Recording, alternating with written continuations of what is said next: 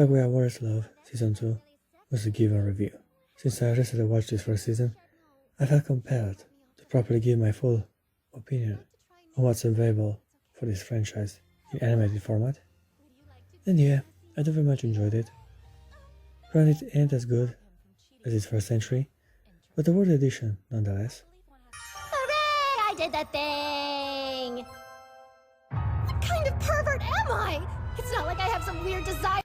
You see, while the first season was well structured and had an episodic yet organized flow of events, it seems like the show is struggling for relevant content. It just misses the ingenious blend between comedy and psychological mind games, and adds more risque and simple jokes to the romance premise. Shinomiya. Are you okay? It shows a bit of fatigue and highlights the simplistic structure of the story. Gotta admit though, at first it took me a bit by surprise. The Sudan Castle is about to be dismembered. It felt weird to depart ourselves from the classic scenarios and venture into a more mundane school life sketches. What if I became student council president? Knock it off! I'll punch you in the face! But no worries.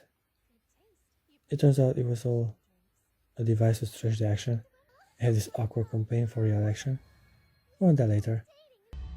It's nice to meet you, I guess. Former president, sir. Thanks. And congrats. As I was saying, the sudden dismember of the Sudan Council body felt like a finality to Kaguya's weird attempts to romance the president. It didn't occur to me to call him a nickname. Calling him by his given name would make me sound like an airheaded bimbo. But if it's a nickname...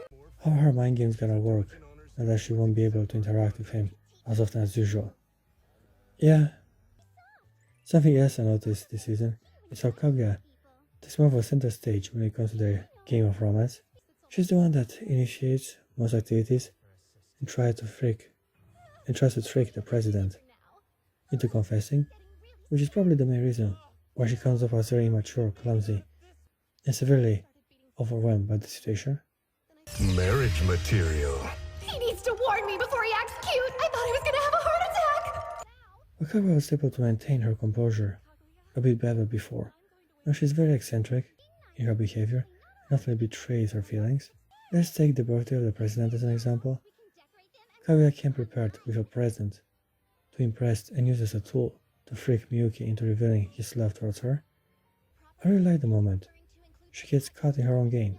I mean, everything is working according to her plans. And yet her excitement and immaturity manifest strongly in her behavior. The incident from a year ago would work to my advantage as well. What was I saying? I'm happy to see her using the fan? No, that definitely wasn't it! It is so obvious she is happy the president is appreciating her present, as he is unable to monopolize on the moment and use the advantages of the situation to force a confession of love. Also, we get a little peek into her psyche.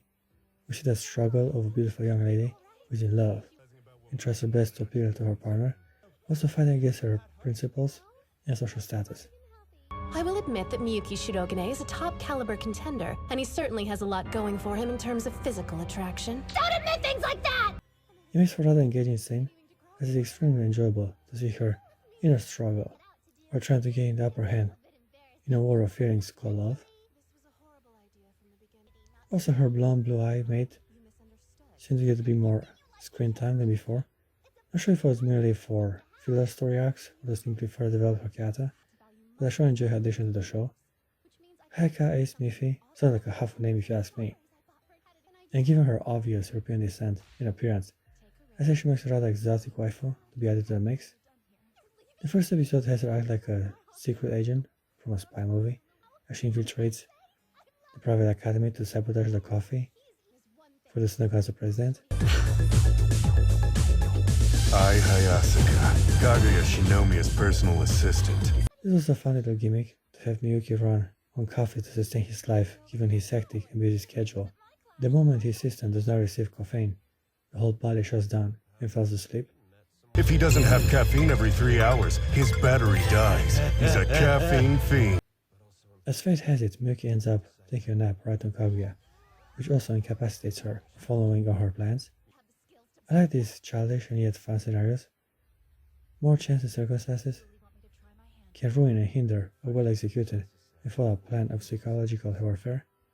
Also gotta mention that Black Widow's stealth skin-tight attire Hayaka is rocking looks just fine. I mean, her body fits it like a professional. There's some high-quality merchandise beneath that costume. Blonde with a tight body. Damn. She definitely deserves a chance to get some of that president beef. Thankfully, the writer had the same brilliant idea, and Kaguya dares her maid to seduce Miyuki as a way to prove her femininity and charm. This is a pretty fun episode where, for once, we have a girl who actually knows how to flirt and play mind games with her partner. Hi! Fancy meeting you here! Wait, I know you. You're Shinomiya's maid. Her strategy was impeccable. She pretended ignorance, goodwill, and insecurity as a female, which triggers the manliness in every dude able to appreciate beauty and fairness. She also changes her attire and worked on her British accent, which in my humble opinion was a mistake. I have a maid fetish, and the British accent only makes her more uptight and intellectual. Don't forget to humiliate and mistreat in your basement. I mean, theoretically, of course. So yeah, Hayaka Ace Miffy is a very worthy waifu from the show, and it is only sad how Miyuki does not fall in love for her charms and stay true to his love for Kaguya. I'm sorry, but there's another girl I like. It's also nice to see how Hayaka actually has some innocence left inside of her and takes his rejection to the heart. She's still a fair maiden and a teenage girl underneath her professionalism and cold stare. Give me a month and he'll be head over heels! A day just made me look desperate! I didn't want to do it to begin with! It was nice to see her express some frustration and sorrow as a reflection of her failure in bewitching the Snow Castle president. Let's get back to Kaguya, actually the main wife of the series. I really like her face whenever she's plotting something. It's obvious she's in the middle of figuring out a new strategy, and her inner monologue only adds to the tension of her plans. How utterly adorable you are, President. Although I think you made your ploy a little too obvious. Something nice about her personality is her inexperience to go with naughty things and other erotic-related activities. She's completely clueless to perversion, as she grew in a protected environment. It's extremely fun to see her embarrassment whenever Chika explains to her certain terms or actions that we individuals might partake in. Hey Siri, search man whore. Thanks. For one instance, Kaguya's attempt to find out the type of underwear Miyuki is wearing to determine whether he is a man whore or not. But this is something only a naive person would do, and considering how intelligent and educated she is, it's extremely cute and rather thematic to see her stumble in regard with simple aspects of the mundane life of a teenager. Of course, these talks of man whore are bullshit, and only an inexperienced teenager would actually fall for such rumors. And as it is, the more you shelter yourself from society and human connection, the higher the risk of falling for such nonsense it is. One last thing before I start focusing on Miyuki is that Kaguya trusts yet again the bond with the president's sister. She made a plan to become her best friend in the first season. However, Chika already took her spot, and now she is desperate to get into her good graces. This window shopping meeting was weird. Sister. It seems Fujiwara has no qualms hogging the president's sister for herself, so that's how it's gonna be.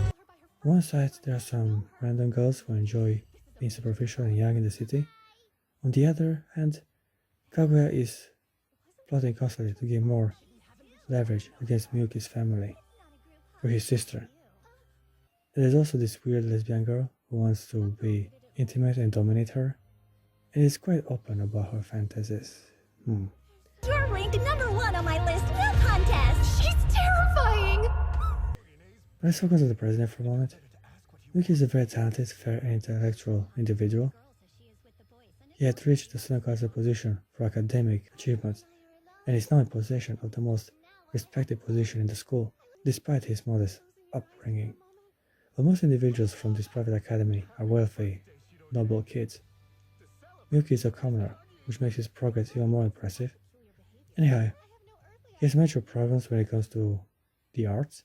The first season he had Chika teach him how to play sports, and now she had yet again taught him to sing and dance properly.